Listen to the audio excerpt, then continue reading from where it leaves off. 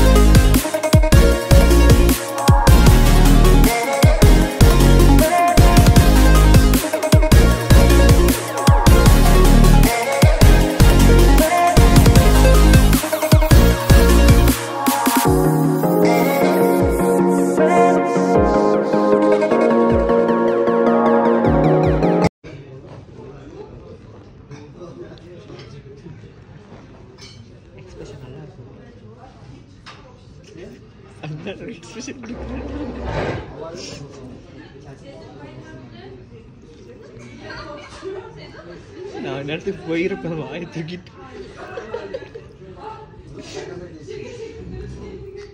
Guys, tissue திருடலாம் guys. அடுத்து cheese cake. Roll பண்ணிட்டு இருந்தேன் அதில். பார்க்குறேன் இன்னைக்குள்ள எடுத்துருவியா?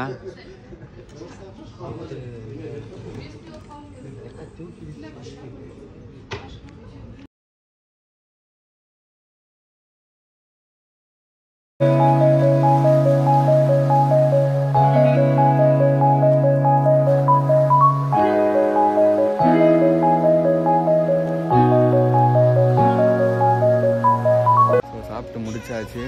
சூப்பராக இருந்துச்சு, டெசர்ட் எல்லாம் சூப்பராக இருந்துச்சு. இப்போ அடுத்து ஏடிஎம்மில் கொஞ்சம் காசு வித்ட்ரா பண்ண வேண்டியது இருக்குது.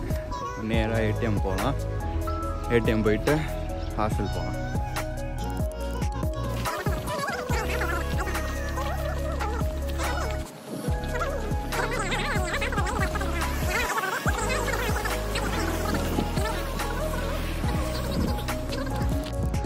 ஓகே, இதுதான் இங்கே உள்ள பேங்க்.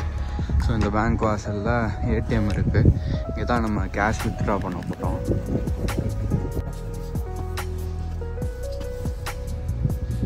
எந்த பக்கம் போனாலும் இப்படியான ஸோ இப்போ பார்த்தீங்கன்னா ஏடிஎம்ல அவுட் ஆஃப் சர்வீஸ்னு வந்துடுச்சு. இப்போ ஸ்ட்ரைட்டாக ஹாஸ்டலுக்கு தான் போகணும். போயிட்டு கொஞ்சம் ரெஃப்ரெஷ் ஆகிட்டு அசைன்மெண்ட்ஸ் பண்ண போகிறோம்.